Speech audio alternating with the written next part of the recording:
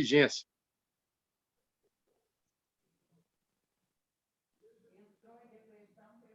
E, como vocês sabem, o cargo de auditor fiscal já exige de nós uma série de observância pela sua própria natureza em relação ao sigilo fiscal de empresas.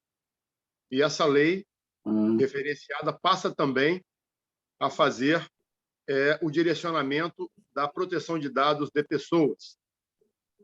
Então, hoje, para compartilhar esse conhecimento e trazer algumas considerações sobre o tema e os seus reflexos na administração tributária, estamos com o nosso colega aqui, o Bruno Aguilar. Ele é auditor fiscal da Receita Estadual do Espírito Santo. Ele também faz parte do Conselho Fiscal do nosso sindicato. Ele é mestrando em Administração e Ciências Contábeis pela FUCAP. Ele é graduado em Direito, especialista em Direito Público, Digital e Segurança da Informação. Também tem uma formação em Gestão e Liderança pela Harvard Business School. E, atualmente, ele é líder nacional da Nota Fiscal de Consumidor Eletrônica, pelo ENCAT, e suas atividades hoje na Secretaria da Fazenda são no Laboratório de Auditoria Fiscal Digital e também é julgador de primeira instância de processo administrativo. Então, Bruno, muito obrigado, agradeço aí a questão da sua disponibilidade em compartilhar esse conhecimento conosco e te passo a palavra aí. Boa tarde. Primeiramente, aquela frase padrão, né, aquela pergunta, estão me ouvindo?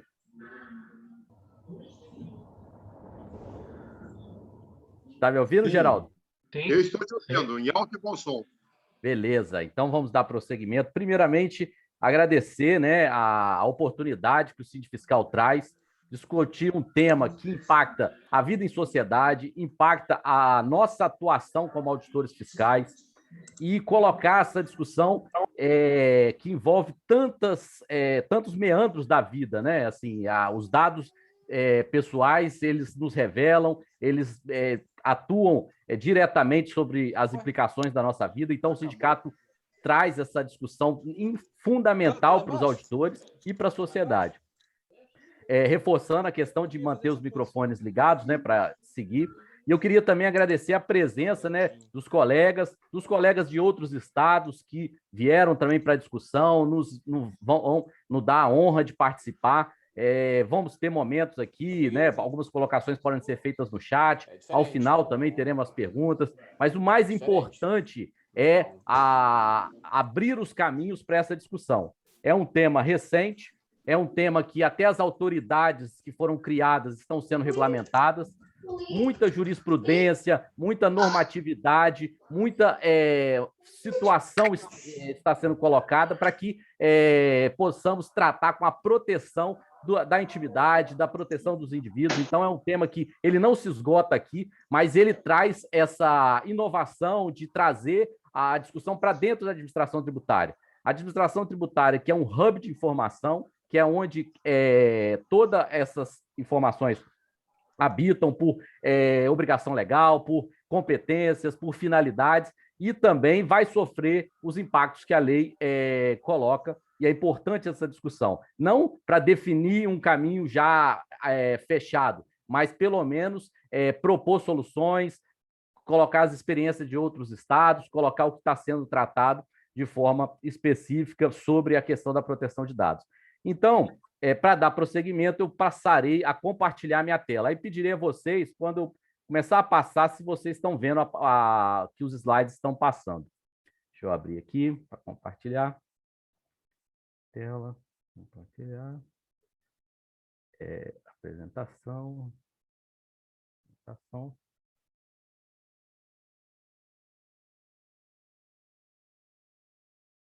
Só me informe se vocês já conseguem ver a tela passar para vocês. Sim. Beleza. Sim, perfeitamente. Então, vamos dar início, então, à apresentação, né?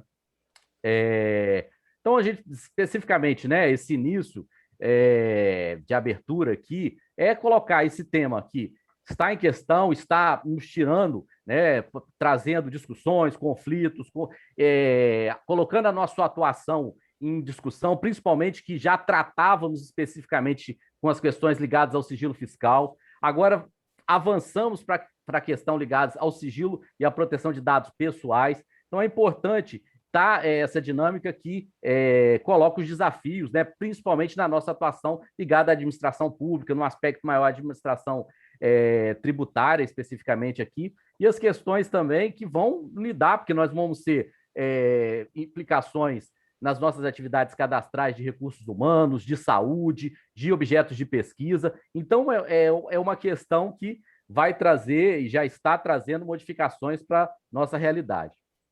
É importante ter em mente, né, essas novas fronteiras que a privacidade traz nessa sociedade digital. Né? Quais são os limites do que eu estou avançando em posturas abusivas ligadas aos direitos fundamentais, estou invadindo privacidade, e tratar as questões, porque principalmente, historicamente, o que se vivenciou é que sempre houve uma maior proteção aos direitos de sigilo sobre as relações ligadas à propriedade e uma menor ponderação nos sigilos ligados à intimidade. Então, as leis mais fundamentais já vinham de algum tempo sobre sigilo bancário, sigilo fiscal, e a questão da nova dinâmica da sociedade digital trouxe a questão, e sobre o sigilo dos dados pessoais? Como que esses dados que trafegam através da extraterritorialidade, esses dados que estão nos nossos dispositivos, que nos revelam a cada instante, esses dados que nas nossas interações de uma vida no ciberespaço, toda essa discussão tem sido colocada mundialmente, né? Até questões ligadas ao direito ao esquecimento. As coisas que vão para o ciberespaço, elas devem ter tempo de existência, ter o direito ao esquecimento. Fatos que aconteceram em razão do direito público à informação, eles também podem sobrepor as questões que afetam a dignidade humana do indivíduo nas questões ligadas ao direito ao esquecimento. Então, são questões que essa sociedade tenta delimitar as novas fronteiras da privacidade. Por outro lado, também existe uma maior exposição. Quantas pessoas hoje vivenciam uma vida digital com exposições em stories da vida privada, mas essa questão pode estar desregrada? É um questionamento que a gente traz principalmente para o dia a dia de quem vivencia essa sociedade digital.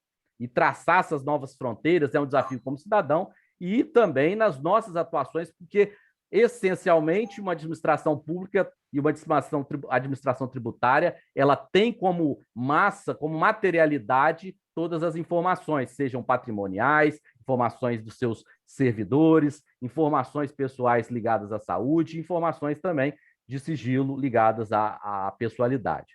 Então, é o desafio que tem se colocado. E essa frase é uma frase que virou quase que um mantra, né, do Clive Humby, em que o dado é o novo petróleo. É importante porque quando se coloca essa percepção, logo se vai na avaliação financeira que existe, assim como no petróleo. Mas pouco se faz uma avaliação dos impactos decorrentes.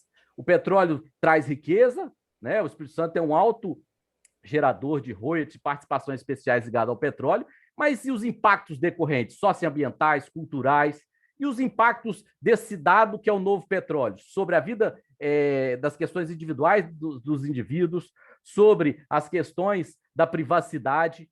Muita exposição pode afetar a reputação de pessoas quando tratadas indevidamente. Quais são os dados que são mais sensíveis para as pessoas? Quais dados trazem um maior impacto? Então, é importante que avaliar a frase não só pelo aspecto financeiro, mas os aspectos decorrentes dos efeitos que o abuso, o mau uso e a falta de uma governança no tratamento dessas informações podem trazer. E são muitas questões que são colocadas, é importante trazer para reflexão.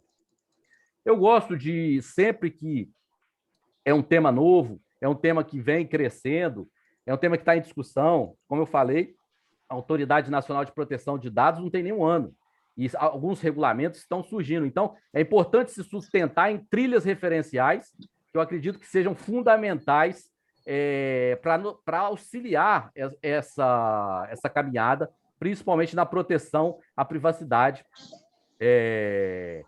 dos indivíduos. Então, assim, eu acho que é fundamental. O livro Cybercultura, do Pierre Levy, traz uma questão filosófica dessa vida. Manuel Castells, hoje, secretário da Educação, ministro da Educação na Espanha, um renomado autor que trata sobre os impactos dessa sociedade em rede. Então, assim, dentro da cultura mesmo aqui no Espírito Santo, no Brasil, sobre a cibertransparência, né? A Lei de Acesso à Informação trouxe perspectivas de como tratar essa organização pública, a transparência deve ser um fim a ser buscado. E temos também a Patrícia Peck, que é uma referência em direito digital e tem essa obra dedicada à proteção de dados pessoais, que eu fico à discussão. Peço atenção aí ao microfone aberto. E, para quem quiser entender também um comportamental, o que é essa filosofia de criptografia, de dados, a gente vivencia um momento do boom das criptomoedas, criptoativos, né?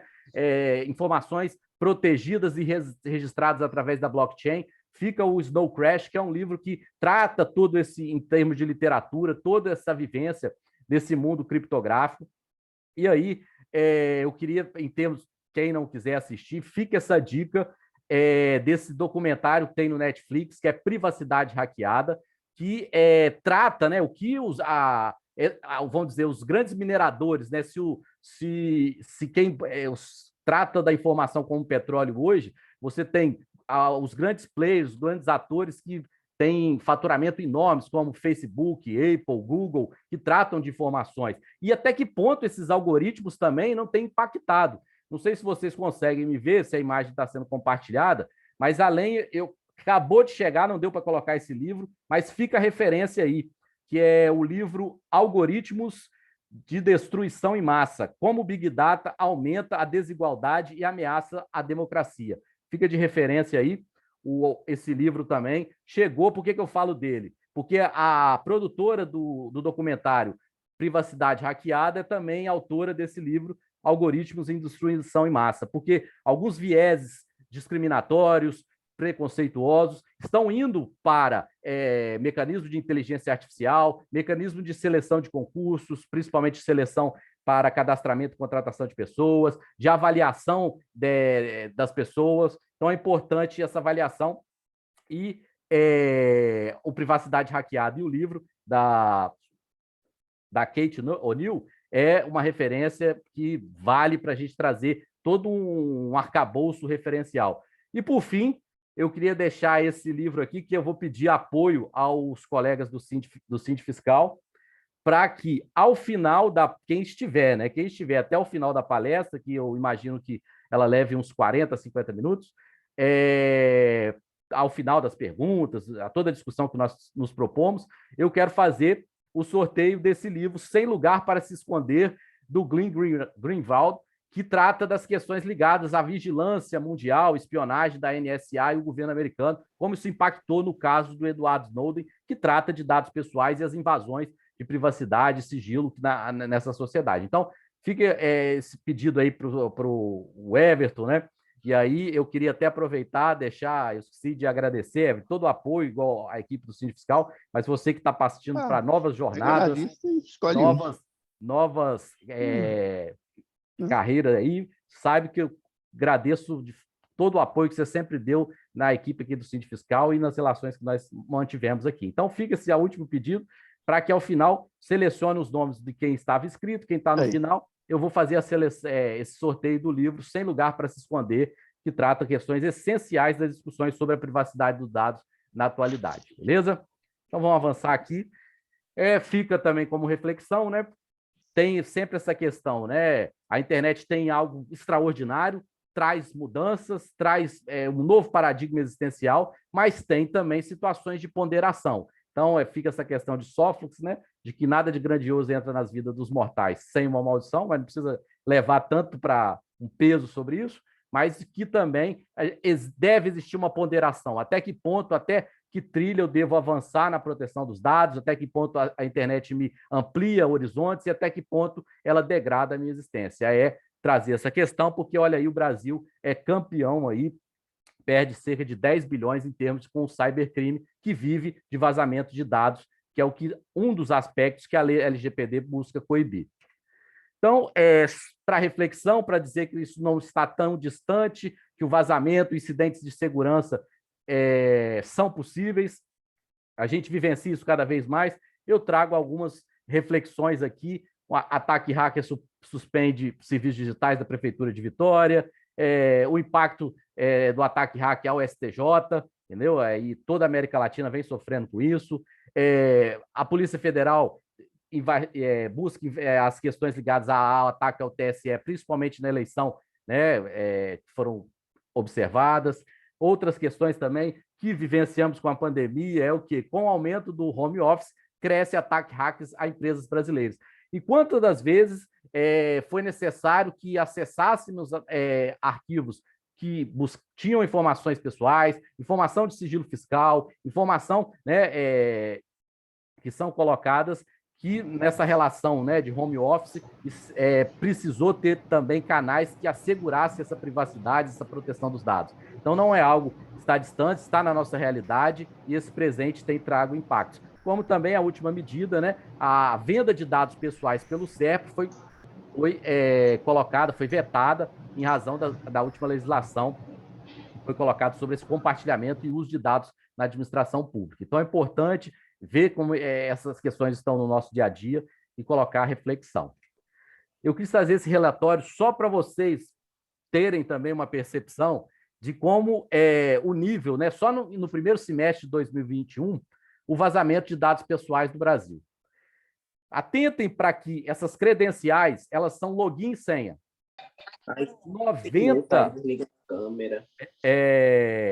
86% dos vazamentos das bases de dados vazadas disponíveis, que foram acessadas pela Axo, que fez esse relatório, eram dados de login e senha.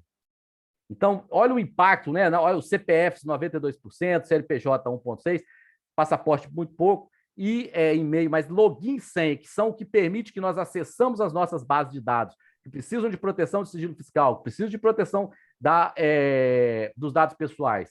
E olha a informação, o Brasil está no top 10, na questão quer dizer, nos top 15, ele está em 10º lugar das informações, dos números de cartão de crédito. Então, assim, como esses dados impactam esses vazamentos, como essas informações, 3,7 bilhões de registros foram expostos nos 3 primeiros meses desse ano. Então, assim, nossos dados estão expostos, tem até um mantra em proteção de dados e segurança da informação, que os seus dados os seus dados foram vazados ou você não sabe que eles foram vazados. Existem essas duas situações, ou eles já foram vazados ou você ainda não sabe que eles foram vazados. Então, toda uma política de segurança da informação, toda uma política de contenção das informações essenciais, a gente trabalha com informação que pode impactar sigilo empresarial, sigilo comercial, sigilo fiscal, bancário. Então, é importante toda essa cultura. Agora, trabalhando agora só para vocês avaliarem um pouco mais também. Olha aqui, o volume dessas credenciais, que são senha e login, olha o tanto, 19 mil só em fevereiro de órgãos públicos. Entendeu? Então, assim, 26 mil em março. Então, tem um aumento de hackeamento e vazamento de dados ligado aos acessos às bases de dados dos servidores públicos, né? Nem entro em questão da questão das empresas, né? Então, é importante essa reflexão. E olha aí, como sempre, aquele velho problema. Olha as senhas características que são usadas. 1, 2, 3, 4, 5, 6, continua no top há anos. Então, é uma ponderação. Esse relatório, em razão do que a ANPD vem tratando sobre o relatório de impacto, ele vai cada vez mais ser utilizado e tem que ser internalizado em nossas organizações para a proteção dos dados, seja das diversas competências que a administração tributária atua. Então, exatamente, partindo sobre esse cenário que se traça, né, um cenário de inovação, um cenário de proteção, um cenário de discussão de novos direitos, um cenário de novas regulamentações, é que vem exatamente a gente avançar na discussão da Lei Geral de Proteção de Dados. O Brasil ele seguiu principalmente ordenações de outros países, até por imposição a entrada e a solicitação de entrada do Brasil na OCDE necessitava de uma legislação que harmonizasse internacionalmente sua política de proteção de dados, porque tem impactos que precisam ser preservados. Então, ele precisou avançar em 2018. Mas outros países, principalmente a Europa é referencial atualmente, ele precisou discutir essa proteção de dados já há algum tempo.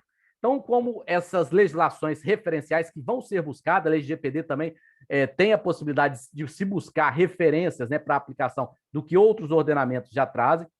Então, a LGPD ela é de 2018, mas a referência basilar atualmente é o GDPR, que é a regulamentação que a Europa traz de proteção. Principalmente, ela nasce, para quem tem uma lembrança aí recente, do caso da Cambridge Analytica, que usava os dados do Facebook para apontar dados psicométricos, para apontar intenções de voto, intenções de consumo, intenções de informações que serão tratadas. Então, assim, naquele escândalo, nesse avanço, o Facebook precisou responder no Congresso americano sobre isso, precisou mudar suas políticas, perdeu muitas situações. Então, o GDPR é uma referência, ele é até mais amplo que a nossa LGPD, mas em termos de, principalmente, de harmonização, ele é referência, porque o conceito internacional, porque dados pessoais trafegam globalmente e precisam, até para as políticas econômicas, padrões normativos que harmonizem essas relações. Então, a LGPD e a GDPR está harmonizada e, muitas das vezes, o Brasil, em questões de extraterritorialidade, vinculação de dados, ele vai precisar entender se o país onde esses dados estão armazenados também guardam essa proteção. Essa referência da legislação do Act da Califórnia é interessante, principalmente que ele trata mais específico ligado a aspectos do consumo, mas ele é inovador, principalmente nas questões ligadas à criptografia e reconhecimento facial. Ele já impediu certas atitudes, porque perceberam-se vieses discriminatórios no reconhecimento facial. Então, é um avanço essa discussão também colocada pelo Act de Proteção do Consumidor da Califórnia. Então, ficam essas bases aí, nacionais e internacionais, como referência. É importante que a nossa aplicação aqui no Brasil, ela vai precisar fazer esse entrelaçamento. A LGPD prevê esse entrelaçamento normativo com as regulações setoriais. O Banco Central já tratou da sua regulamentação. O Banco Central hoje ele tem um dos maiores bancos de dados ligados a dados pessoais, que é o Diretório de Contas Transacionais, que traz informações do Pix. Então, no Pix, você tem lá o seu CPF, você tem lá as informações ligadas ao seu e-mail, tem informações ligadas ao seu telefone. Então, assim, imagine se as chaves do Pix hoje sejam vazadas, né? Que situação pode acontecer? A Anvisa, o Marco Civil da internet, como se fosse a base, né, central de proteção, mas só que o Marco Civil é como um primeiro passo, ele não avança tanto na proteção dos dados pessoais, alguns decretos, uma legislação que já veio desde 2012, trazendo impactos que pôs o princípio da transparência como primado na administração pública, né? Então, ele impôs situações de transparência passiva, transparência ativa, colocar os portais de transparência, as informações. Então, é bom que, sempre quando tem essa discussão, é algo que está voltando à discussão sobre a exposição de salários em portais de transparência, porque lá era um momento de nascimento da legislação e necessidade de informar esses dados. Nascia a primazia da transparência. Agora, a LGPD traz até que ponto a informação dos servidores exposta, ela não afeta o seu dado pessoal, o que isso pode chegar. Então, isso já voltou à discussão com a LGPD. Então, essas harmonizações serão colocadas na nossa atuação também. Eu não posso pensar em oferecer um dado por transparência num primeiro momento para a solicitação do cidadão, que está prevista, tem as autoridades de transparência, se eu não refletir se tem impacto da proteção de dados. Então, eu posso estar atendendo a lei e infringindo a LGDP. Por isso que as organizações, as sindicais, as organizações empresariais e as estatais precisam trazer essa discussão. em que ponto eu harmonizo LAI e LGPD.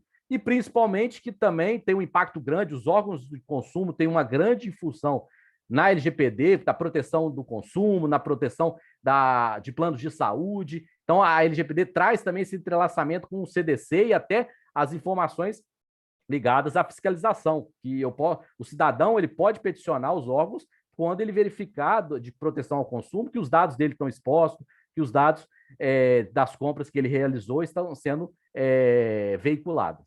Então, pensar em atuar com a LGPD é ver desde a Constituição Federal até o Marco Civil e entrelaçar com todos os normativos protetivos que existem hoje na nossa legislação brasileira. Então, a proteção de dados, ela visa os direitos fundamentais de liberdade, de privacidade, regular os dados pessoais, e ela oferece esses pilares, que eu acho importante ressaltar: a governança da proteção de dados, a gestão de dados pessoais, a política de segurança da informação, que muitas das vezes é negligenciada, ela vai precisar ser exposta, planos de contingência, o porquê.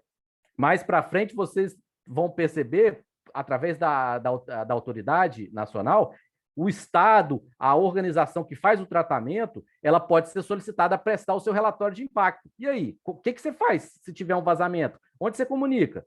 Então, a gestão de risco de dados pessoais, gestão de dados de pessoais de terceiros. Aqui, o princípio do compliance, né, que é o due diligence. Qual é a cadeia de confiança? A minha cadeia de confiança não é só eu que devo preservar, mas se eu contrato um terceiro para gerir um banco de dados de recursos humanos, o meu contrato tem que prever essa segurança, porque se ele falhar, eu sou responsabilizado. Então, e a gestão de incidentes? Quais são as práticas que são colocadas? Agora, uma reflexão que precisa ser feita e uma lembrança é o seguinte, que, em regra, muitos pensam que proteção de dados pessoais são só dados da internet, dados digitais, mas a LGPD são todos os dados, sejam eles digitais ou em material físico. Se você tem lá um arquivo que tem informações pessoais, principalmente de servidores, ou mesmo de outras funcionalidades, eles devem ser mantido todo o regramento de proteção. Então, não pensem apenas em dados digitais, mas o armazenamento de dados físicos também. Então, já avançando para alguns aspectos, né, da lei, né, o capítulo 1 ele é mais para tratar a questão do escopo, definir o que são tratamento, o que é controlador, o que é órgão de pesquisa, que vai poder tratar os dados, né, ele vai trazer os princípios norteadores, que são fundamentais, porque quando o regramento não couber, o princípio vai ser o norteador, o princípio vai balizar esse tratamento de dados, né? Ele define termos, então é importante ter toda essa discussão. Fica já aqui, alguns estados, eu participei até em reunião com algum fisco de outros estados, já estavam compondo, né, antes mesmo de algum tempo atrás, compondo comitê gestor de tratamento, né? Faziam um comitê gestor com representantes da TI, representantes da legislação, representante do recursos humanos, porque é interdisciplinar. Não pensem a LGPD, não, isso é uma questão lá da TI. Vai ter problema. Ela é interdisciplinar e ela se flui por todo as bases de dados que a administração gere. Então, é importante ter essa reflexão sobre os princípios, que eles que vão tratar assim, de forma de referencial a LGPD. É importante que tenha em mente que a base de tudo estão nos 3 primeiros, mas essencialmente o princípio da finalidade.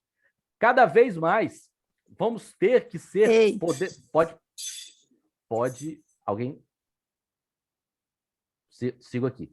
É importante saber que cada vez mais vamos ter que ser informados ou vamos ter que declarar qual é a finalidade desse tratamento de dados, né? Se tem uma obrigação legal, se tem uma necessidade colocada e ela é feita de forma adequada, ela permite um acesso livre, gratuito às pessoas. O titular vai ter o direito de ver o que está sendo feito com os dados dele. Então, assim, qual é a qualidade desses dados? Eu mantenho uma base de dados, mas toda desatualizada.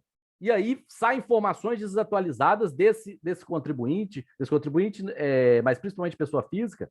É transparente essa relação? Eu garanto posturas de segurança, né, que eu preciso coibir situações acidentais, ou eu não tenho nada, eu não tenho nem plano de contingência. Quando acontece, quando chega o fim desse dado e tem a perda, os mecanismos de prevenção? Outro princípio básico é da não discriminação.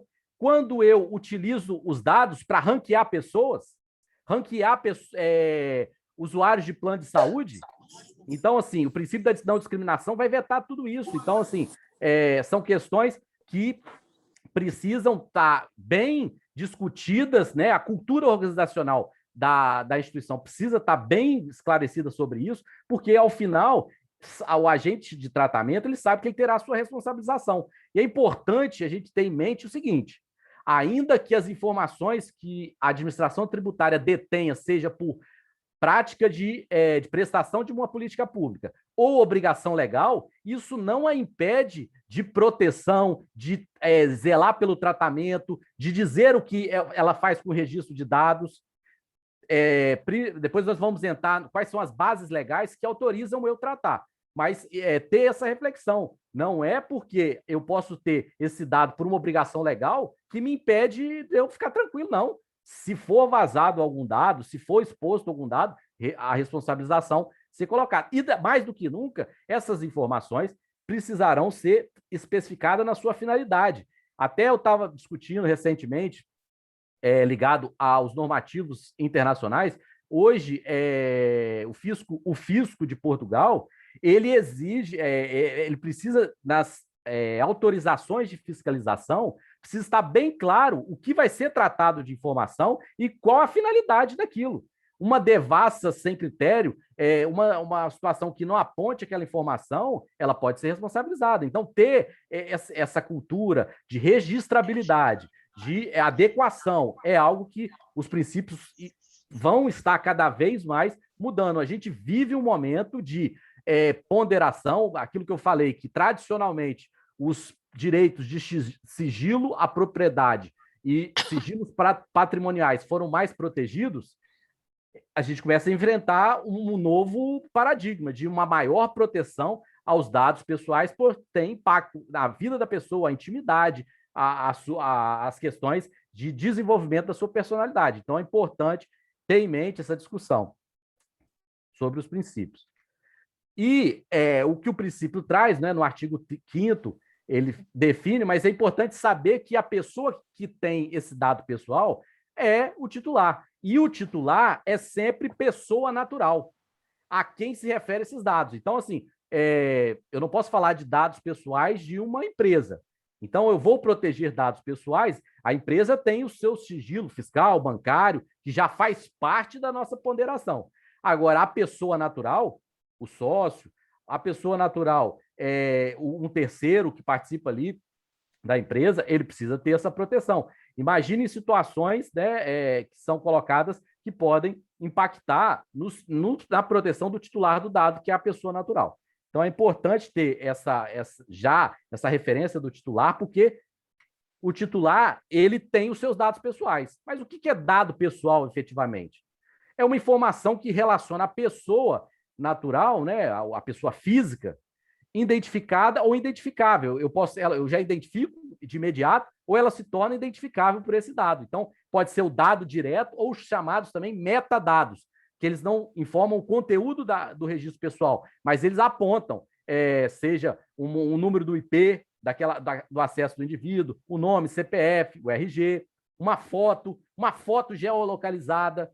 Aí a placa do carro, a gente sabe que tem o Operador Nacional dos Estados, o fisco avança informações de antenas, OCR. Então, essa placa, que até para controle, alguns estados podem fazer controle de PVA, e aí essa pessoa natural, tratando a informação da placa dele, ele está transacionando. Como é que eu estou protegendo essa informação? E os registros que essa placa fez?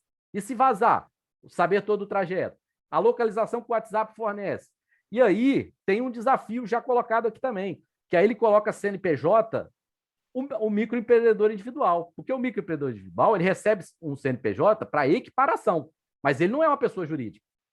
Então, os estados que fazem o tratamento dos dados, e todos sabemos as questões que implicam o cadastro do MEI, né, que é compartilhado, ele tem que fazer, o MEI ele tem uma facilidade, né, uma simplificação para a criação. Então, é um número, muitas das vezes, maior que o número de contribuintes do ICMS ordinários, né, do regime normal.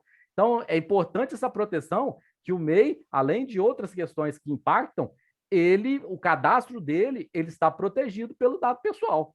Então, é importante ter em mente, né, o produtor rural que emite uma nota, o IP dele, que vai na nota que ele está emitindo. Então, são questões que vão ser discutidas, é aquilo que eu colocar. Mais do que dar um posicionamento final, é colocar a discussão. Isso precisa estar no DNA dos debates que no avançar agora da administração tributária, né? Porque todas essas bases estão sendo tratadas. Os convênios vão precisar ser refeitos? Vão precisar ter cláusulas específicas da LGPD? É algo que vai ter que ser bem discutido.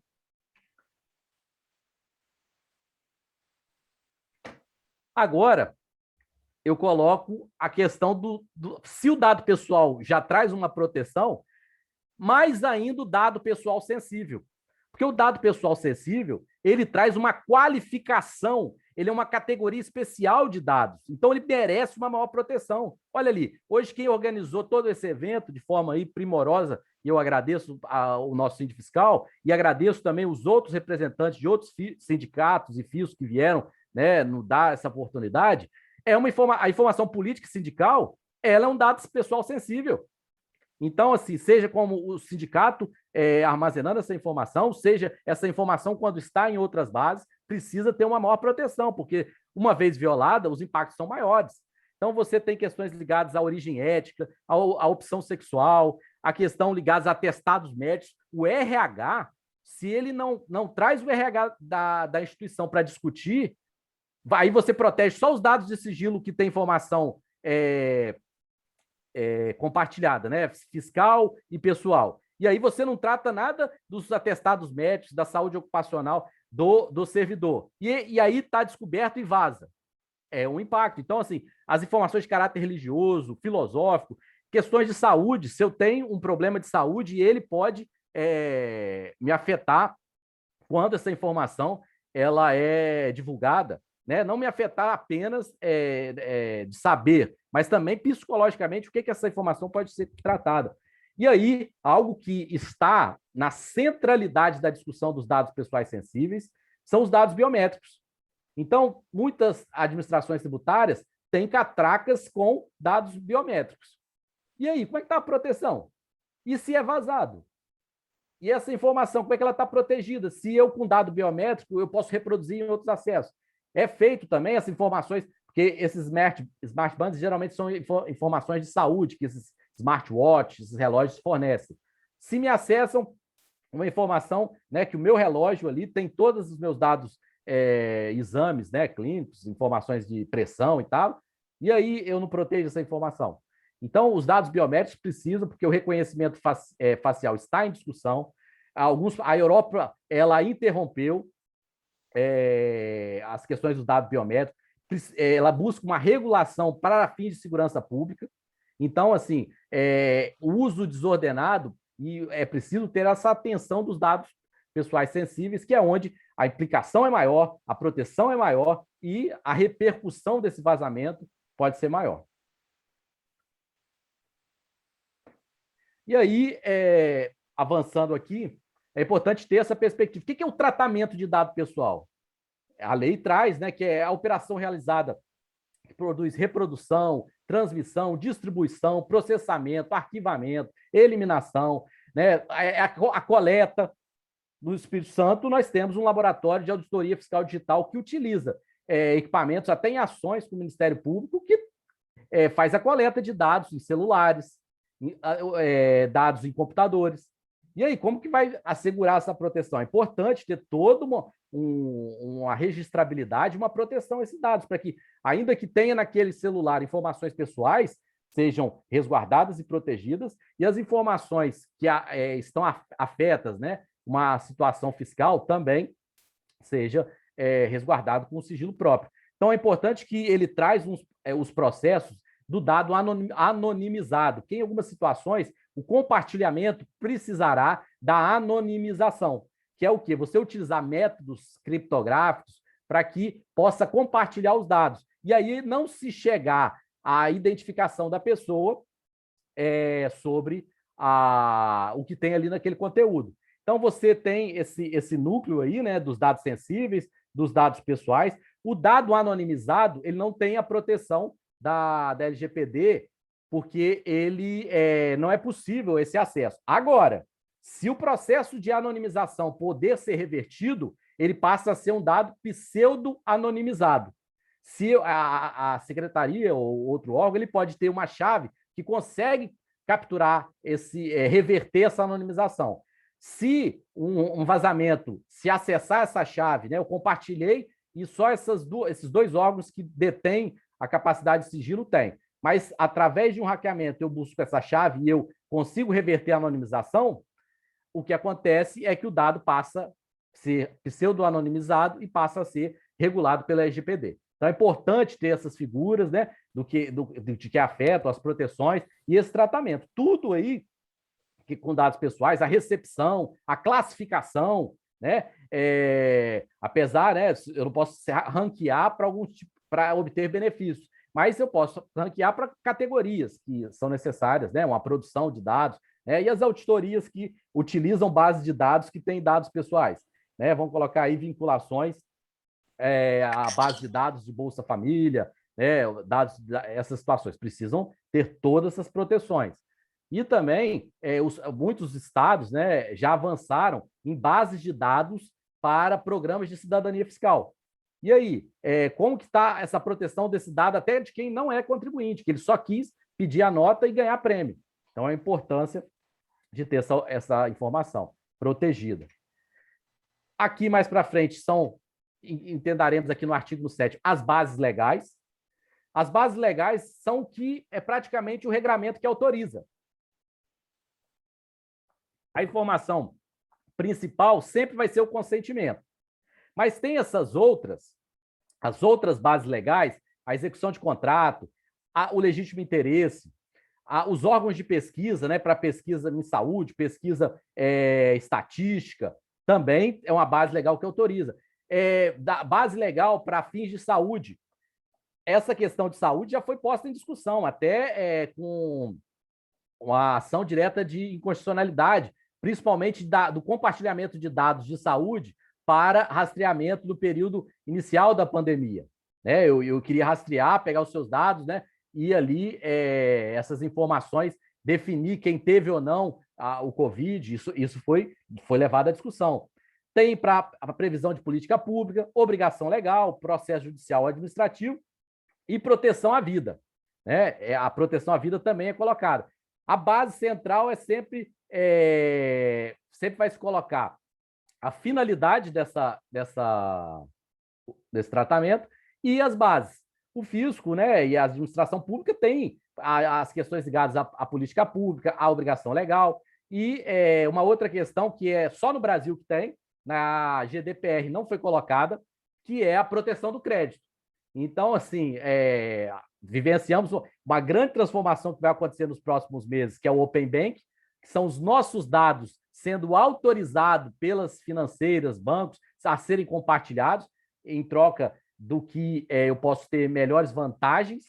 Então, assim, cadastro positivo, Open Bank, essa informação não vai ser mais do banco. A informação é nossa. Se eu não quero compartilhar, o banco não pode mais. Agora, se o banco quer me oferecer alguma vantagem para ter essa informação, ele vai ter que pagar.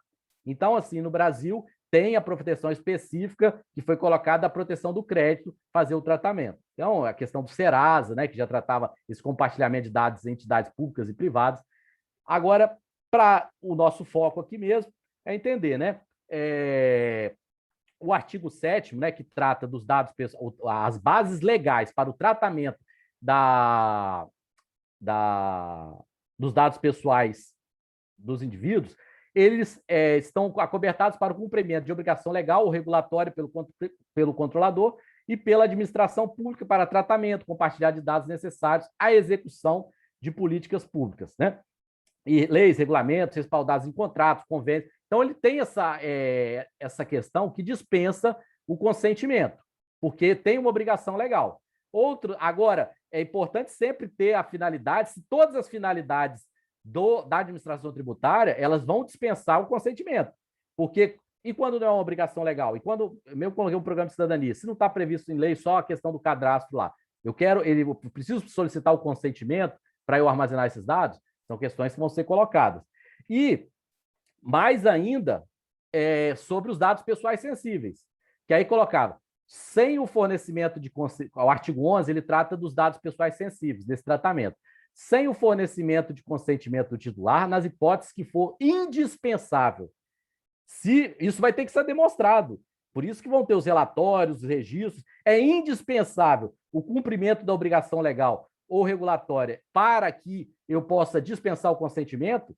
Então, todo esse interesse público, essa discussão da proteção vai estar sendo ponderada e harmonizada. Então, é importante ter principalmente para os dados sensíveis, ele pode dispensar o consentimento, mas é que ele tem que ser indispensável. Então, são coisas que trazem impacto, vão trazer discussões, é importante, por isso que eu reforço a questão dos comitês gestores, de discussão para avançar na melhor proteção e melhor atuação do fisco da gestão de dados. É importante, né, que você tenha um novo fluxo de tratamento, é importante entender toda essa cadeia. Eu preciso, primeiro, qual é a base legal, qual é o fundamento, qual é o princípio, a coleta é essa entrada, essa finalidade tem qual uso? Para que você está usando ali? Porque isso pode ser questionado. O armazenamento eu tenho que gerir por segurança, é necessário um compartilhamento, entendeu? E depois eu vou atuar especificamente com a extração, com o descarte. Então, chega nesse termo, então você tem um fluxo do tratamento de dados pessoais, porque em algumas situações até por imposição legal, a manutenção desse dado. E as situações que não forem, vão precisar ser marcadas, vão precisar ser definidas quais são os ativos de dados pessoais que precisam ser classificados, né? A Lei Geral de Acesso à Informação já trazia essa classificação da informação, né? O que é da sigilo, o que pode ser pública, o que é secreto. Agora, qual é a finalidade ali e até quando esse fluxo ele vai ter que ser observado, né? A questão do descarte, a questão da finalidade, ela está comprovada? Então, é importante essa observância. E aí, trazer, né, o que está na mira já de imediato da LGPD? Os grandes tratamentos de dados, o governo cria, né, o portal GovBR, que é um portal de autenticação, de acesso aos diversos aplicativos que o governo oferece. Meu INSS é um deles, né?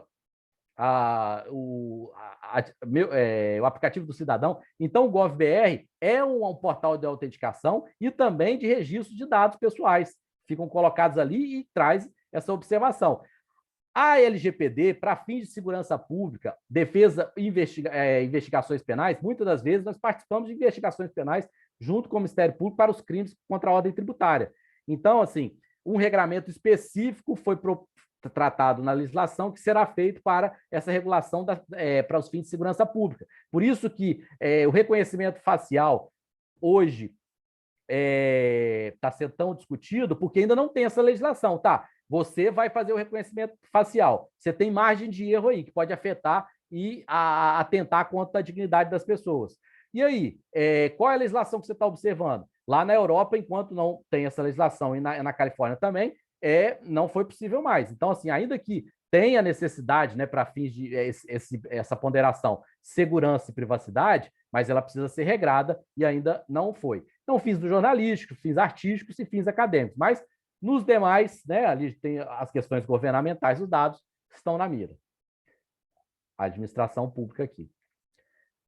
Então, praticamente agora, né, vamos entrar aqui já no capítulo 3º, essa questão do direito dos titulares, né? É importante ter essa questão, ele tem direito a acesso, retificação, oposição, ele pode cancelar, pedir para cancelar quando é possível, né? E em algumas situações ele vai pedir por fazer a portabilidade desses dados.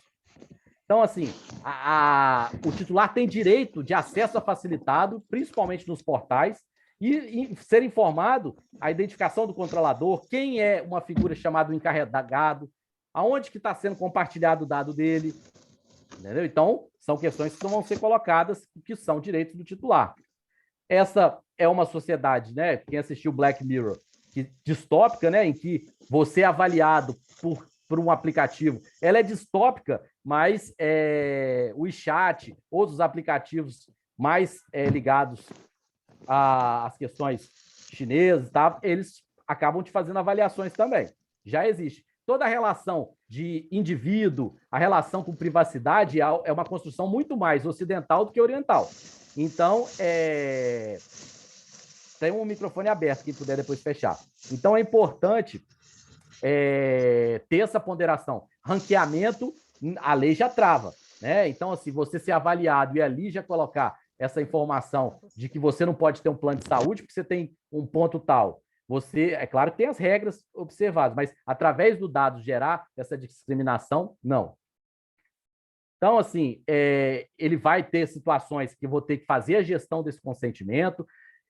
O fisco vai ter que, é previsto, né, o registro das atividades de tratamento. Então, quando eu fiz tratamento, dados pessoais, tem a previsão. E aí vai esse relacionamento com o titular, né? Como que vai ser previsto? Soluções automatizadas, que elas impedem, elas precisam ser ponderadas, né? Situações que vai precisar de correção de dados. E aí as consequências, né? Quando ele vai autorizar essa eliminação e também até situações em que ele revoga esse consentimento. Então, tudo vai ter lá o termo, né, dessa gestão de consentimento, das situações que são colocadas que precisam ser mais expressas. Revisão contratual de contratos, convênios, será necessária, principalmente quem não o fez até o momento. Aí, eu trago essa questão porque nós teremos uma autoridade de proteção de dados, mas isso não impede que a defesa de direitos seja feita por órgãos de proteção coletiva, como o Ministério Público, órgãos de defesa do consumidor.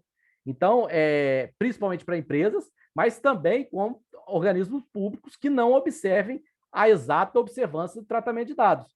Se eu sentir que há uma afetação ao direito individual ou coletivo, pode ser acionado, ou mesmo o cidadão titular, ele pode peticionar também a Autoridade Nacional de Proteção de Dados, que vai, né, fazer todas as tratativas. Mas esse momento é um momento mais de instrução, educação, orientação, e as penalidades vão avançando. Mas, ali, como é colocado na notícia, alguns ministérios públicos já vêm utilizando, até o metrô de São Paulo foi multado por utilizar, sem o consentimento dos passageiros, reconhecimento facial. Ele já foi multado, mas por uma ação do Ministério Público. Então, assim, outras situações que vêm acontecendo, né? A FEBRABAN aumenta a questão de fraude de dados, a Lei Geral de Proteção de Dados já está sendo utilizada no Reclame Aqui. O Ministério Público também atuou com a Cambridge Analytica, né, no Brasil, para proteção de dados pessoais. Empresas de telefonia, a gente recebe informações, né, de telefonia que têm dados ligados pessoais, precisam ser protegidos, porque principalmente na utilização de geolocalização, de IP, porque pode ter parcerias de solicitar. Então, é importante que já existe a utilização da legislação contra as violações. Agora, exatamente pegar o capítulo que é do tratamento de dados pessoais pelo poder público. Aquilo ali era como se fosse a definição, as observações, as bases legais, sempre fixa algo importante. Eu sempre vou ter que ter a finalidade e a base legal que me ampara, em regra. O mais importante dos princípios, o mais referencial, é a finalidade. E qual é a base legal que me autoriza? Sempre essa ponderação. E o poder público tem também as observações que ele vai seguir. Trazendo sempre essa reflexão. Eu vou ter que harmonizar a Lei Geral de Acesso à Informação com a LGPD, para que esse impacto proteja as previsões de transparência que a Lei de Acesso à Informação tem. Até uma excludente da Lei de Acesso à Informação o sigilo fiscal, mas o sigilo fiscal, cada vez ele tem sido colocado em discussões. Alguns organismos solicitam notas fiscais para tratamento como órgão de pesquisa. A LGPD ela avança na questão dos dados pessoais. Então, verificar sempre se o que eu informo ele está numa excludente ou se ele tem uma dificuldade de produção dessa informação, como a lei prevê. A lei prevê também as questões das autoridades, da qualificação da informação, das instâncias de recurso, e a LGPD tem também toda a sua dinâmica para a proteção. Então, ter em mente esse impacto. Por quê? O tratamento do dado pessoal pelo poder público está no artigo 23 e deverá ser realizado para o atendimento de sua finalidade, olha aí, pública, na persecução do interesse público, com o objetivo de executar as competências legais ou cumprir as atribuições do serviço público. Então, tem toda essa situação que nós já vivenciamos, mas tem que ter algumas observações. Aí que ele vai colocar, desde que, né, tem toda uma dispensa desse consentimento. É sempre? Não. Nem sempre o consentimento está dispensado. Mas tem que estar claro para o cidadão sejam informadas hipóteses em que, no exercício de suas competências, realizam o tratamento de dados pessoais, as informações, a qualidade de acesso, transparência, a finalidade, os procedimentos e práticas que são aplicados, e aí está disponível aonde? Veículos de fácil acesso, em regra, são os portais, né, das organizações. É claro que isso é uma normatividade programática que a legislação traz, que impõe o cumprimento e tem uma autoridade para fiscalizar. Mas nós sabemos que as esferas do poder público, cada uma tem uma limitação ainda. Os municípios, né, tem municípios muito pequenos que terão dificuldade, mas tem situações que a autoridade de proteção de dados também vai tratar sobre isso, e é importante essa observação. E outra figura que tem que ter, quem não fez ainda, lembre, é que tem um novo controle, um agente, um novo cargo, né, uma nova função que será prevista no tratamento de dados, que, para dispensar o consentimento, desde que tem que estar lá previsto, seja indicado um encarregado quando realizar operações de tratamento de dados pessoais. Já a primeira pergunta, qual é o encarregado da sua instituição? Qual é a referência? Ele é um profissional que interage com todas as bases de dados, que entende que ele tem relação com a TI, mas ele tem relação com recursos humanos, ele tem relação com a alta gestão. Então, quem que é ele que faz? Porque é ele que vai relacionar-se com a Autoridade Nacional de Proteção de Dados, com o titular. Ele vai ter que estar informado nos portais. Ele é o contato, ele faz esse entrelaçamento, entendeu? Vai fazer essa ponderação com lei de acesso à informação. Então, o encarregado vai estar ali com as informações, e também essa autoridade nacional poderá dispor sobre as formas de publicidade das operações de tratamento. Então, assim, a autoridade nacional também já emitiu um relatório sobre as funções que ele irá intermediar. Então, é importante, já como dever de casa, essa definição de quem é o encarregado de dados da instituição. Aí, né, o próprio artigo 25 ele traz as questões desse compartilhamento. O compartilhamento entre os órgãos públicos, né, ele deve ser mantido e até aprimorado, né, estruturado com a questão interoperável. Algumas questões podem ser, principalmente nos convênios, avançadas em termos de compartilhamento, da proteção, trazendo maiores requisitos de registrabilidade, de proteção. E aí, esse uso compartilhado, ele tem que estar sempre focado no quê? A finalidade da política pública, ela tem uma atribuição legal, essas entidades públicas, elas demandam. Então, você tem convênios, né, que são firmados com municípios, situações de integração com a União. Então, principalmente para os órgãos, ele, além de possível, ele é estimulado. Só que é preciso se fazer uma revisão onde não se havia previsão, porque é aquilo que eu mencionei, apesar de ter uma questão legal, isso não quer dizer que eu não devo observar as regras de proteção e evitar as possibilidades, porque sanções podem ser aplicadas em razão da má utilização. Aqui, uma situação que deve ser ponderada, que é a transferência de dados a entidades privadas, que em regra é vedada, mas tem as exceções que são previstas, né? Quando faz parte de uma execução de centralidade de atividade pública. Nessa situação, quando tem a organização tem um encarregado já fixado, houver também uma previsão legal para essa informações. Lembra que muitas situações você tem terceiros que atuam dentro da administração, né? Empresas, né, que fazem dessa para prevenção de fraudes, irregularidades. Então, essas informações precisam estar bem definidas, porque será necessária a informação ANPD dessas situações de compartilhamento com entidades privadas. Então, é importante, eu posso, mas eu também devo informar a Autoridade Nacional de Proteção de Dados. E quando os dados já estão acessíveis publicamente, aí também não tem problema, porque já existe tem situações que o próprio cidadão já compartilha os dados, tem situações em que as bases de dados já são bases públicas, então essa não teria vedação. Entrando aqui uma questão que é importante trazer à discussão, que é a responsabilização, né? Então, a administração pública ela tem uma peculiaridade de responsabilização, e aí a Autoridade Nacional de Proteção de Dados ela pode solicitar que informe quais medidas cabíveis foram tomadas para cessar a violarização.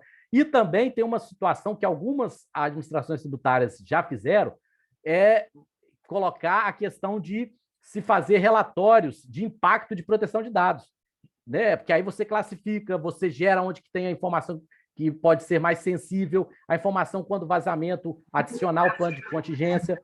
Então, é importante que a autoridade já pode demandar essas informações, não só após o vazamento. O vazamento, ela pode verificar o que tinha sido feito, mas através de uma situação, de uma petição de um titular, através de uma rotina de acompanhamento, a autoridade nacional pode solicitar o que a administração pública tem já de relatórios de impacto, o que já foi feito para essa proteção. Porque, uma coisa estão previstas, né? Para empresas, tem sanções administrativas, sanções civis, e como tem até avançou em maio agora novos regramentos para crimes digitais, tem também possibilidade de crimes digitais. Mas entender que uma situação de responsabilidade é uma sanção administrativa, mas tem também responsabilidade por perdas e danos. Que aí vocês vão entender por quê, porque, em regra, uma sanção pecuniária não está prevista para a administração pública, mas de forma administrativa. Mas se o tratamento resultou em alguma violação de perda e impactou com dano moral, dano patrimonial a um indivíduo, ela pode individualmente ser responsável para indenizar esse dano. Então, é importante entender o que a pessoa pode acionar, né? O controlador ou operador, que em razão do exercício da atividade, né, ele causar um dano moral, individual ou coletivo, o que sofreu, né, o cidadão que se sentiu infringido nos seus direitos, vai acionar individualmente para perdas e danos. Então, é importante que tenha essa possibilidade prevista para a legislação. E aí, com esse compartilhamento de dados, né, entidade privada é previsto, né, são hipóteses que é onde você já troca essas informações, né, em que já está a dispensa, principalmente onde tem a dispensa do consentimento, esses usos compartilhados e as mesmas exceções que foram colocadas, que é a comunicação e dados onde que não depende em si, algumas situações dependem do consentimento e outras que já estão previstas podem ser dispensadas. Então, é ponderar essas questões quando interage, mas fixa a seguinte observação. Entre órgãos públicos, existe a previsão legal, mantida todo o tratamento protetivo, e entre a regra geral entre entidades privadas a vedação. Só que tem exceções que, dentro do enquadramento, poderão ser compartilhados. Só agora trazer alguns exemplos, né, da plataforma BR, os estados que já utilizam o menor preço, ele colocou essa nova forma de acesso, que é através da plataforma GovBR, porque né, para evitar mineração de dados e raspagem das informações que os servidores fazem de consulta, de preços das mercadorias. Então, assim, já é uma medida voltada para proteção e o acesso, né, através de autenticação, para evitar formas de vazamento e raspagem de dados.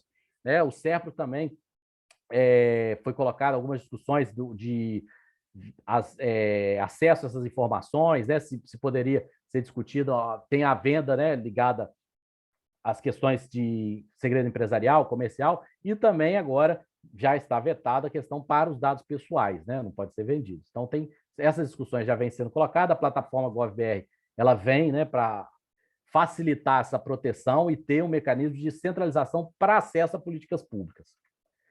Essa é uma questão que fica da discussão, né? Estou aí revelando meus dados pessoais, então, mas sabe que muitas das empresas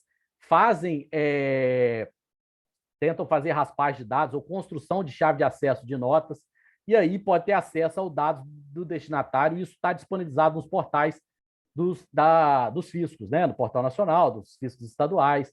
Então é importante até avaliar. E quando eu consumo um produto e serviço que pode me informar, quando é um remédio que pode trazer informações sobre minhas informações sensíveis de saúde.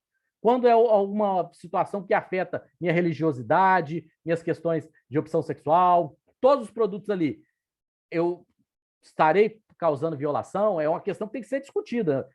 A questão não é uma resposta já pronta, mas é algo que tem sido discutido, tem sido avaliado, e tem também outras situações. Quem aqui ainda não foi demandado pelo Instituto Brasileiro, né, qual estado, né, não foi demandado, Instituto Brasileiro de Planejamento Tributário. Com a lei de acesso à informação, ele queria informações sobre para pesquisa, né? Como a LGPD também fala para órgãos de pesquisa, ainda que privados, né? Mas quando ele tem fins voltados para o cidadão, pesquisa e estatística, ele também fez algumas solicitações ligadas à LGPD. E essas informações, aí a gente vai ponderar. E o sigilo fiscal? Então, são discussões que estão presentes, é sabido, né? Muitas das empresas, até por violação de sigilo comercial, tentam montar chaves de acesso para entender, descobrir fornecedores, descobrir preços, mas e quando eu, através de montagem de chaves de acesso, ter acesso aos dados do destinatário, pessoa física, né, nas suas relações, e principalmente os dados pessoais dele, as compras também que interagem, os registros de passagem quando eu faço monitoramentos OCR, de placas, de pessoas físicas. Então, é importante essa discussão interagir, né, com toda a gestão tributária, procuradorias, as procuradorias internas dos fiscos, para até que ponto eu mantenho a transparência, mas também eu coloco situações de proteção aos dados pessoais. Um exemplo que fica aí de modelo de governo digital, que é totalmente digital, que é o governo digital da Estônia. Ele utiliza todos os dados do cidadão, estão na nuvem, utilizando eu preciso fazer auditorias não está prevista na LGPD as questões ligadas à proteção de dados? Ligados à proteção de dados? Então, o que eu estou fazendo para assegurar a registrabilidade? Entendeu? Então, é importante ter essa reflexão, é importante ter essa questão que lá eles utilizam a blockchain para oferecer transparência, registrabilidade e proteção, porque a criptografia assegura essas informações. Existem já discussões se os documentos fiscais, ao invés de utilizarem a chave, a certificação digital SCP Brasil, ele não poderia avançar para uma blockchain, não poderia avançar para essa registrabilidade.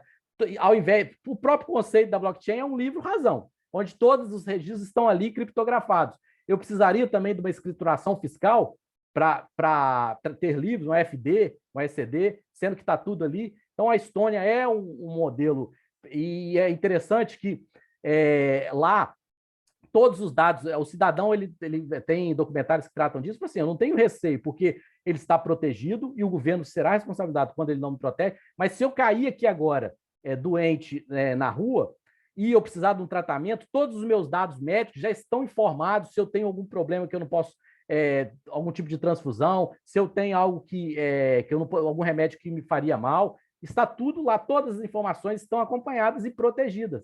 Então, assim, falar o CPF não é um problema, porque a proteção ela é assegurada por essa cadeia. Então, fica uma referencial do governo digital da Estônia, que também tem políticas de proteção contra vazamentos, hackeamentos, que são bem colocados aí no suporte com blockchain.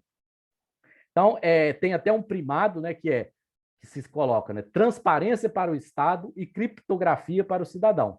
é algo que deve ser colocado, né? O Estado cada vez mais transparente e o cidadão cada vez mais protegido por meio de criptografia. Aí, já caminhando para o encerramento, são algumas situações que vão ser colocadas, né? A extraterritorialidade, as situações que já é um desafio na auditoria fiscal, a computação em nuvem, porque a partir do momento que eu já armazeno meus dados ou dados de cidadão em computação em nuvem, ele já está numa extraterritorialidade.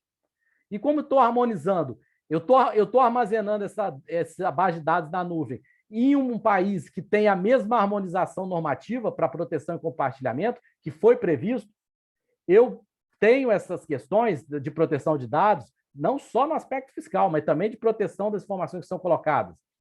Então, é uma questão que está colocada ali, que tem que ser pensado, revisão de alguns contratos, revisão de alguns terceiros, para estar previsto nas legislações. A figura aqui, né, não, isso é o que vai permear quem que é o titular dos dados, nós já tratamos. O controlador é quem dispõe, né, pode ser uma pessoa natural ou jurídica, do público ou privado, quem compete as decisões sobre esse tratamento. Né? Ele pode ter um operador. Né? Assim, aqui no Espírito Nós temos, alguns estados têm a previsão, né, de algum operador de tratar os dados, a Receita Federal tem um CEPRO, né, mas o controlador a Receita Federal, do Espírito Santo, a Secretaria da Fazenda, e pode ter o seu operador de tratar esses dados. Então, assim, são figuras, mas que se interrelacionam. O DPO, que é o mesmo nome para encarregado, porque o DPO veio da legislação da GDPR, que é o Data Protection Officer. Então, que é o encarregado de proteção de dados. E é ele que comunica ali com o titular dos dados, ele faz essa comunicação, é ele que vai atuar. Então, assim, é importante o encarregado, né? Olha que ele coloca, tem que ter um canal de comunicação entre o controlador, os titulares do dado e a autoridade nacional. Isso vai estar preferencialmente nos sites, mas ele precisa estar informado, ele precisa já estar definido. Lembra que para tratar os dados eu preciso lá do encarregado definido pela NPD. Então, assim, é uma questão que já tem que estar colocada, é uma forma de transacionar esses dados dessa forma, nessas figuras, né, importar as responsabilizações, o encarregado, a legislação ela sofreu uma modificação, antes era somente pessoa física, o encarregado pode ser pessoa jurídica também. Agora, até aí isso possibilitou a contratação de terceiros, mas aí dentro de toda aquela confidencialidade, aqueles padrões, aqueles tratamentos ligados aos contratos. Então, olha ali, ó, olha a previsão do controlador. Ele tem que manter registro das operações. Atualmente, se eu tratei dados pessoais, eu tenho que manter registro, porque o titular pode solicitar, especialmente quando o legítimo interesse ele é uma base legal que é diferente quando o próprio operador, o controlador, no interesse dele, ele trata a informação. Aí ele vai ter que justificar esse legítimo interesse. Mas, como organização pública, a gente já tem as bases legais e as políticas públicas. E aqui, ó, a autoridade poderá determinar ao controlador que elabore relatório de impacto da proteção de dados. E ela pode ter algumas informações de aconselhamento, ela vai regrar. Até a Autoridade Nacional de Proteção de Dados já fez relatórios, já emitiu pareceres de como será essa normativa. Então, assim, tem que ter esse registro, tem que ter o controlador e tem que informar o encarregado. É algo que já é colocado, e a qualificação das informações. E aí, assim, fica a questão agora das responsabilizações, né? O controlador, ele é o responsável legal junto, solidariamente, com o operador. Né? O encarregado, ele tem que comunicar entre os titularidades, tirar esclarecimento, providência, ele tem que orientar. Por isso que a interdisciplinaridade do encarregado, ele precisa estar entrelaçado nos diversos setores. Não adianta achar que isso é uma pessoa só da TI, não. Isso daqui ele tem que conversar com recursos humanos, ele tem que conversar com outros dados, ele tem que desenvolver quando os dados são apenas arquivos, né, físicos, eles respondem por danos, principalmente o controlador e o operador. Não foi ainda analisado o encarregado, mas nas situações que teve dolo ou ele agiu de forma dolosa, no descompasso com as orientações do controlador e operador, isso ainda está em discussão. E o que o controlador e o operador, né? Lembrando, o controlador é a pessoa jurídica que tem compete as decisões, é quem tem a finalidade, a base legal para tratar aquele dado. O operador é quem ele solicita, é uma empresa que ele trata, ou uma pessoa que faz o tratamento em nome dele, porque às vezes o próprio controlador não tem esses recursos, mas o operador faz. Então, assim, às vezes eu, como uma empresa, eu contrato uma outra empresa para tratar meus dados. Então, por isso que tem essas figuras. Às vezes, estados têm as instituições, né, de processamento de dados que vão ser, em regra, os operadores do controlador. E eles respondem solidariamente, né, pelas infrações causadas. Outra importância de ser discutido, que está sendo colocado judicialmente já, é qual é o tipo de responsabilidade, se ela é objetiva e subjetiva. O que tem se construído de jurisprudência tem caminhado um pouco, ainda porque ela está muito recente, tudo isso que a gente está falando são questões novas de impacto, né? Não tem nada consolidado ainda. A jurisprudência mais presente é numa responsabilidade subjetiva, né? Não objetiva, claramente, na questão do operador e o controlador. Então, assim, sempre, né, no acesso à Autoridade Nacional de Proteção de Dados, na defesa do consumidor e no judiciário, nós vamos ter que ponderar sempre essa questão do que é o interesse do controlador e o que é a expectativa de direito dos titulares dos dados. E esses órgãos aí vão ser administrativamente a ANPD, tem a defesa do consumidor e o judiciário também nas ações coletivas ou individuais. Então, assim, a política de segurança, né, vai ter que fazer parte, né, as medidas de segurança mínimas, boas práticas, a governança, né? Onde que estão? Olha, vocês viram prefeituras sendo vítimas de ransomware, que é aquele dado que é um malware que é colocado para cliques, né, com e-mails, e a partir daí é criptografado toda a base de dados e começam a se pedir resgate, em regra, por criptomoedas. Então, assim, em razão da gestão, vai ter que ter a política de segurança da informação bem definida, colocada no portal com o encarregado, tem plano de contingência, a organização sabe o que fazer no plano de contingência, quando afetar, entendeu? Vazamentos de dados, né? Então, assim, a gente trata com uma base muito importante, que são os documentos fiscais eletrônicos, além dos dados cadastrais de contribuintes. Então, assim, esse compliance digital vai fazer parte, né? Eu acho interessante essa charge aí, que tem até daquele livro, né, que está chegando a hora de fazer o sorteio, aquela sensação de que o governo sabe tudo, de que controla todas as minhas informações, né? Então é só eu hackear lá o governo que eu consigo recompor a minha base, né? Mas agora o compliance vai estar registrado, vai estar colocado e as implicações poderão surgir disso. Então é importante acompanhar trazer essa cultura do compliance, trazer essa cultura da conformidade e trazer a mudança para uma política de proteção de dados, né? Que aí a cadeia de confiança, né? Toda a alta corporação definindo e já trazendo para toda a organização as políticas, como vão ser feitos os controles internos e auditoria, vai ser feito código de conduta, qual é a avaliação de risco, eu já tenho o meu relatório de impacto, eu já tenho. E quando acontece vazamento, eu tenho plano de contingência. Isso é igual, recentemente mostrou uma prefeitura que ficou 3 dias com todo mundo trabalhando só com papel, porque o backup não conseguiu ser reaproveitado. Eu tenho políticas de backup. Então, assim, o servidor, as políticas de senhas, vocês viram o vazamento de dados. Ele é tratado, então tudo isso precisa ser observado. E quando eu utilizo também, eu estou utilizando uma base legal que me dá embasamento, ou a finalidade está demonstrada, tem adequação, qual é a qualidade dos dados? Eu não estou sendo discriminatório numa política pública aqui, então está observando esses conceitos. Então, são muitas perguntas que precisam ser feitas, né? Como que eu atualizo a política do RH? Como que eu indico o encarregado? Lembram que um dos princípios é a prestação de contas. Então, como que eu presto contas à Autoridade Nacional de Proteção de Dados? Como que eu já fiz a avaliação dos maiores riscos da informação que eu protejo? Eu tenho informação sensível? Eu posso criptografar meus dados? Né? Como é que está o panorama legal do país onde eu vou armazenar por nuvem? Ou mesmo em fiscalização, se eu faço uma fiscalização que eu vou extrair dados através das ferramentas de extração de celulares, eu estou protegendo. Quando eu faço a coleta e também a extração desses dados. Eu asseguro a privacidade, eu asseguro a ampla defesa, eu asseguro que só os representantes da empresa vão estar atrelados ali, só a fiscalização do aspecto fiscal, os dados pessoais deles estão protegidos, ou eu vazei, ou naquilo essa informação foi possibilitada. E quando me solicitar, mas como você fez essa auditoria que atrelou base de dados pessoais? Está registrado? São questões que precisam ser respondidas e aqui a gente não vai encerrar elas, mas elas precisam ser coletadas e colocadas na nossa discussão. E aí, já afetando, né, por fim, as sanções administrativas, a Autoridade Nacional de Proteção de Dados. O site já está funcionando. Olha que ela coloca, olha o que está lá no portal. Ó, órgãos devem indicar responsável de dados por dados pessoais na administração pública.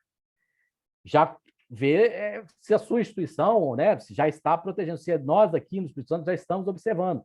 Então, como que é a estrutura da NPD? Como é que ela vai interagir? A quem eu aciono? Porque eu posso ter uma dúvida também. A NPD, a função dela também é pacificar dúvidas. Então, eu posso encaminhar um questionamento para a NPD para buscar uma melhor prática de governança. Eu posso buscar a NPD se a NPD também ela teve como responsabilidade a regulamentação diferenciada para as empresas de menor porte e algumas situações em que pode até dispensar o encarregado. Você imagina uma pequena empresa ter uma função do DPO ou do encarregado. Então, algumas situações podem ser dispensadas. Ela está emitindo esses pareceres. E ela já tem um parecer sobre as publicações de proteção para os agentes de tratamento. Quem são os agentes de tratamento? Controlador e operador. Então, a Autoridade Nacional contribui, né, para a segurança jurídica do cidadão, já está lá disponível, e tem lá para consulta, ó, isso eu busquei ontem, dentro desses desafios normativos funcionais, a autoridade tem essa cartilha orientativo, ela tem já o seu planejamento estratégico, tem um fascículo de proteção de dados, as melhores práticas quando ocorrer vazamento. Então, já está lá o acesso, não deixe de acessar o site, para discussão, até para quem precisa elaborar a legislação, né? As legislações internas dos fiscos, que precisam ser aprimoradas, às vezes precisa buscar um fundamento da Autoridade Nacional de Proteção de Dados para dizer quem que é o agente de controlador, em qual situação, qual é a melhor prática, né? Porque a legislação vai estar uma política interna, um código de conduta, então tem essas previsões e facilitam, né? Ela está aí para isso. Então, assim, das sanções, né? Deixar essas pecuniárias estão previstas, né? Para quem não é da administração pública, né? A multa pecuniária não está prevista para a administração pública. Lembrando que, individualmente, o ressarcimento de danos, eu posso acionar, né, a administração pública em razão de que eu sofri esse dano, no caso, né, de utilização indevida dos dados. Mas a ANPD aplicar uma multa por uma sanção administrativa não está previsto a administração pública. O que está previsto, em regra, das não pecuniárias é advertência, publicização da infração, porque quando tem vazamento de dados, é obrigação publicar, fazer uma publicação nos portais e a Autoridade Nacional de Proteção de Dados. E em algumas situações, vai ser solicitado o bloqueio dos dados pessoais que estavam sendo tratados. Eliminação dos dados pessoais a que se referia a infração.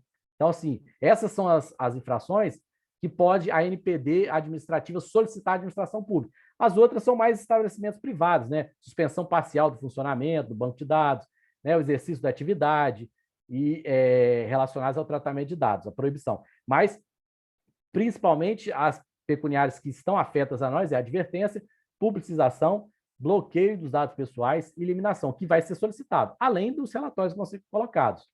Então, ó, só para exemplo, multa né? A gente está aqui na administração tributária, multa é algo muito presente na nossa realidade, né? Mas olha o que a Amazon sofreu pela Autoridade de Proteção de Dados Europeia. Multa recorde, 887 milhões de dólares na União Europeia por questões de privacidade. E a Amazon, né? Ela tem sistemas de análise de dados, porque coloca em uma situação. Se você não paga por nada que oferece, é porque você é o produto. Então, se seus dados estão sendo coletados, existe um produto ali.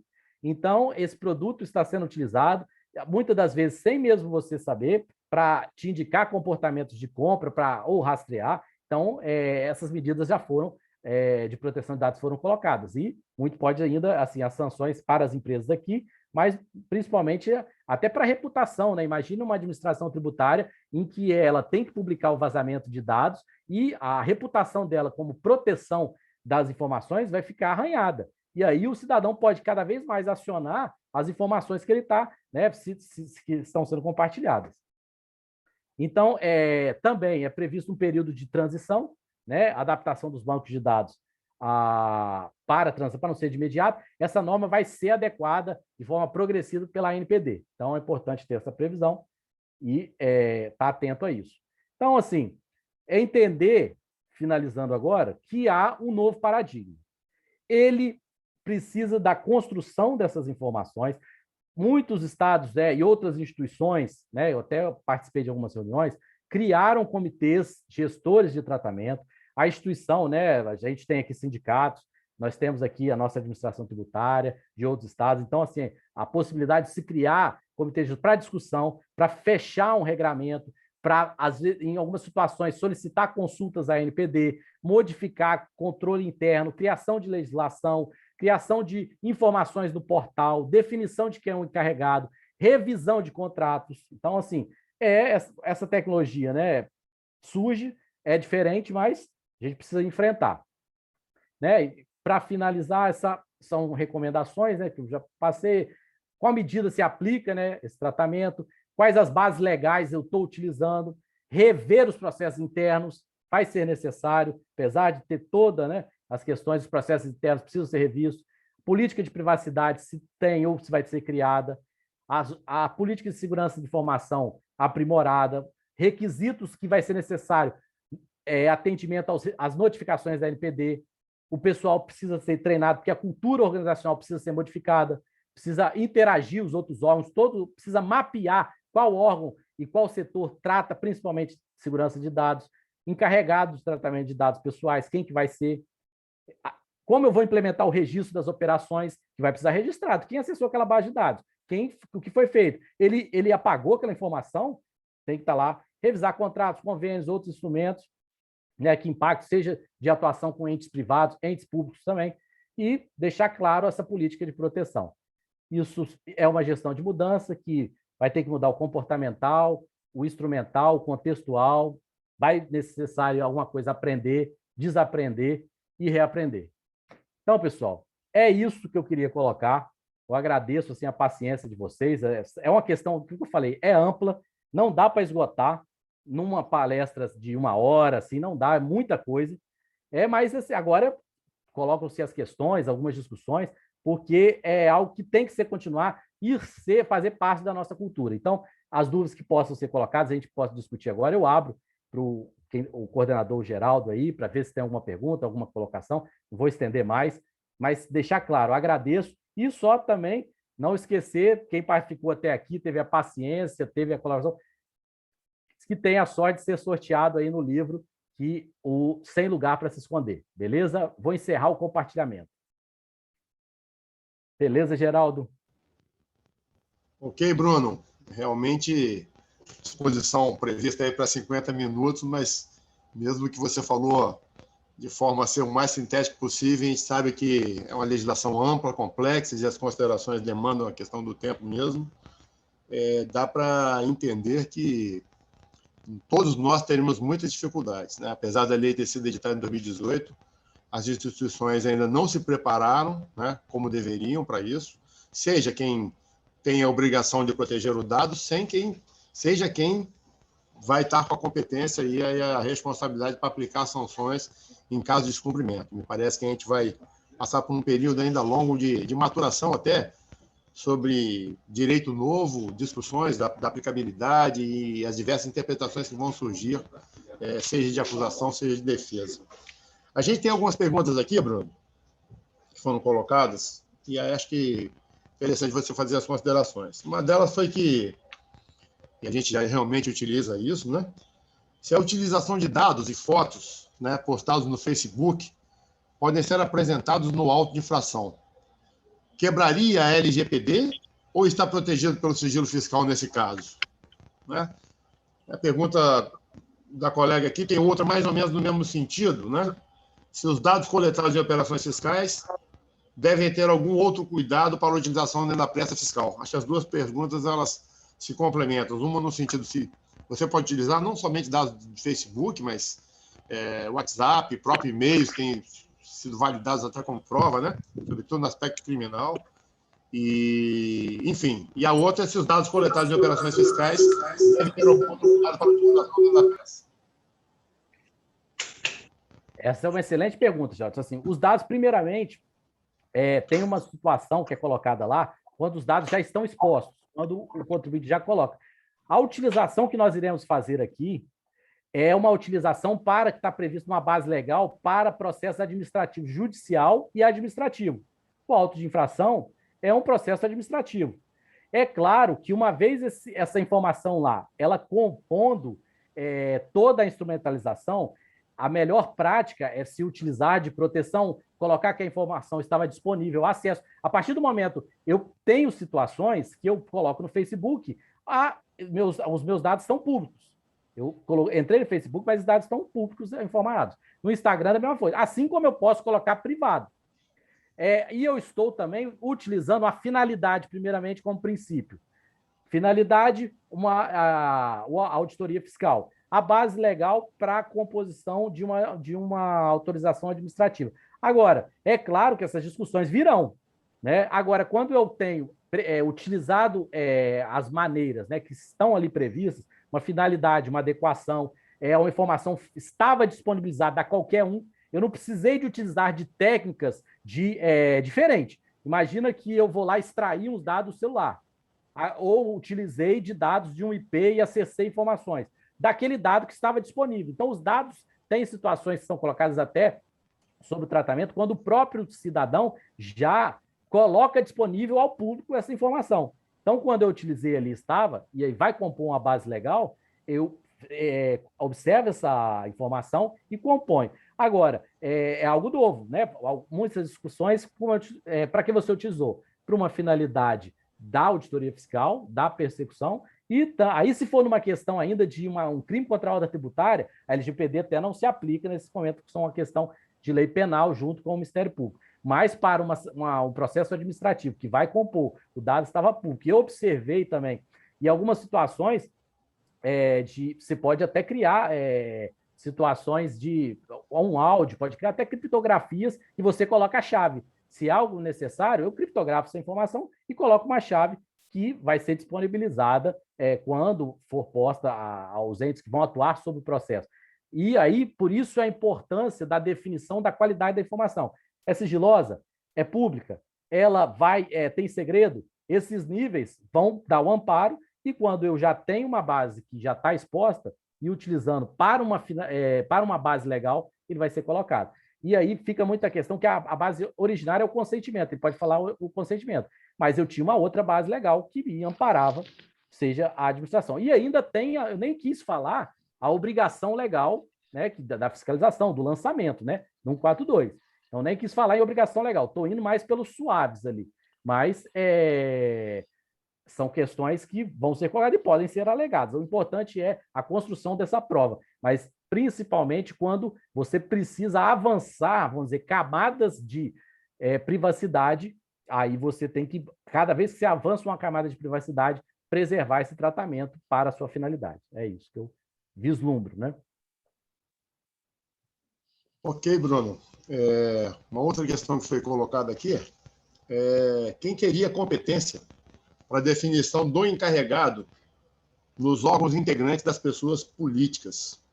Aí eu acho que é uma questão bastante ampla, né? Pelo slide que você colocou lá. Cada órgão tem a responsabilidade. Provavelmente é o responsável titular da pasta que vai definir essa pessoa, mas a gente não sabe quais são os critérios, tem critério, enfim. Sim, não. Boa pergunta. Tá a questão para você fazer umas considerações. Sim, já, boa pergunta. Vou colocar o que eu vi de algumas experiências. Em alguns tribunais de justiça e Ministério Público, em regra, criaram comitês gestores. E aí, esse comitê gestor é um comitê, num primeiro momento, de implantação, depois de acompanhamento, e ali do comitê, em regra, o chefe da pasta nomeava um encarregado de proteção de dados. E aí, em regra, também era um encarregado que ele teria ele tem que tomar decisões também que vão ser atreladas. Tiveram alguns órgãos que foi o próprio chefe da pasta, mas aí tem uma crítica sobre isso, porque o chefe da pasta não vivencia essa proteção. Ele pode assinar até de forma conjunta, mas o interessante que seja um profissional que vivencie toda essa dinâmica de integração com os diversos setores, que tenha conhecimento jurídico, tecnológico, de impactos administrativos e da gestão desses dados. E aí, em regra, que pelo pude perceber, do comitê gestor nascia um encarregado que reportava-se ao chefe da pasta, mas era ele que era o responsável, porque ele tem que estar lá no portal, vamos dizer, da Cefaz, o nome dele. Ele tem que, na primeira notificação que é solicitada, é ele que a Autoridade Nacional de Proteção de Dados vai procurar. Quando ocorreu um vazamento, ocorrido o vazamento, detectado que não houve informação à Autoridade Nacional de Proteção de Dados, tem penalidade prevista. Então, assim, é ele que, uma vez determinado que teve vazamento, vai se comunicar. Aí, as penalidades podem cair na responsabilidade do operador ou do controlador, mas ele vai fazer esse intercâmbio. Então, assim, não tem uma definição única, mas o que eu vi de procedimentos em regra, tinha um comitê, porque aí trazia todos os setores, né, que são relevantes no tratamento de bases de dados pessoais, e dali saía um encarregado, mas que reportava-se ao chefe da pasta ou ao mesmo a esse comitê. Então, assim, várias foram as posições, é importante, porque cada vez mais amplia as situações, né? Imagina que o Espírito Santo está trabalhando um programa de nota capixaba. Mais dados pessoais vão entrar de não contribuintes. Eu só quero lá o meu CPF para eu ganhar o meu prêmio. E aí, como é que eu vou colocar um portal? Alguns estados criaram um portal de cadastro. E aí, como é que eu faço a manutenção? Esse portal tem um encarregado lá? Então, nessa linha. Então, mas, em regra, nasce do comitê gestor, com autorização lá do chefe da pasta, e esse responsável é tirado desse comitê gestor.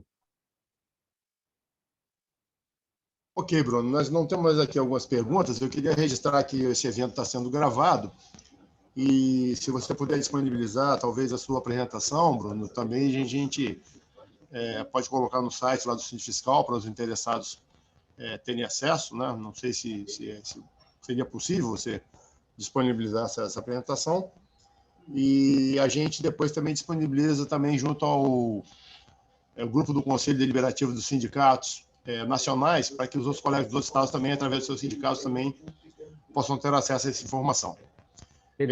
Agora a gente... Geraldo, só antes de encerrar, você vai me deixar encerrar depois? Assim, porque aí eu só queria fazer um lembrete. Não, com certeza, vou passar para as suas considerações finais, mas em relação à apresentação, algum problema para você disponibilizar? Não, eu já até passei ela para o Everton. Pode já disponibilizar. E aí, depois, não esquece a questão do sorteio. Não sei se vai poder ser possível ser feito agora. Não, mas depois... perfeitamente. Agora eu estaria passando a palavra para a Adriana, que ela está verificando lá, tem um algoritmo aí, ela vai submeter publicamente o sorteio para ver quem será o beneficiário do livro aí. Ok, Adriana?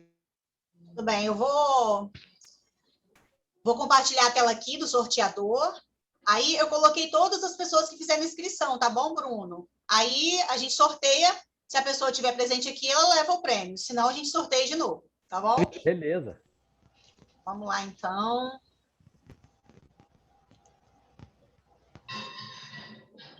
Todo mundo tá vendo? Sim, eu tô vendo. Tá bom, vou sortear então. Aqui, ó, estão todos os que fizeram inscrição para participar da palestra, tá bom? Aqui.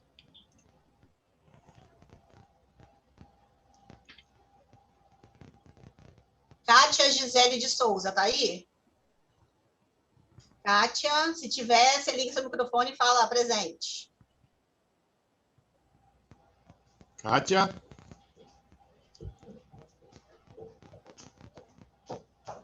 É que do Rio Grande do Sul, ela estava aí presente, sim.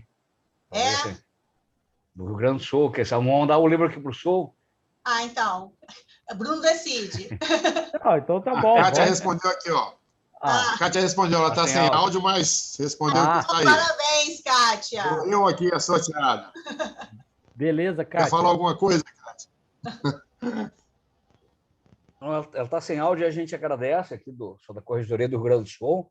Uma boa palestra aí do colega, né? Bem esclarecedor. Obrigado pela oportunidade.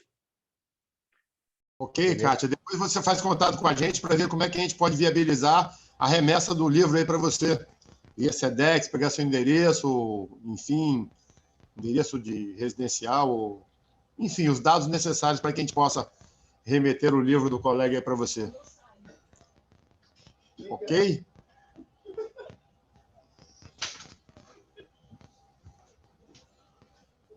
Bom, é isso, pessoal. Hein? Pode ser o e-mail. Remete o e-mail aí e a gente vai fazer contato para ver a melhor forma de estar encaminhando. Bruno, suas considerações finais aí. Agradecer mais uma vez a todos os presentes. Esperamos, em nome do Síndico Fiscal, ter colaborado para, de alguma forma, estar contribuindo para o conhecimento dessa legislação. E estamos aqui à disposição de todos. Forte abraço, uma boa noite a todos vocês. Beleza, Geraldo. Agradecer rapidinho, assim, é exatamente isso. Assim, a gente está, cada vez mais a administração tributária é um hub de informação pessoal, aplicativos têm surgido, menor preço, nota fiscal fácil, que vão utilizar. Então, é importante essa política, a gente não ficar só nessa discussão e avançar. Estou à disposição, foi um prazer. Parabéns pela oportunidade e também por me ter convidado o Síndico Fiscal. Tamo junto e seguiremos aí nas grandes batalhas que ainda vêm, seja na proteção de dados, seja no sigilo fiscal, seja na luta do auditor fiscal do dia a dia. Valeu, obrigado. É isso aí, Bruno. Para encerrar, todos contra a PEC 32. Isso, um abraço, uma boa noite a todos. Todos nós. Valeu, até mais, pessoal. Boa noite.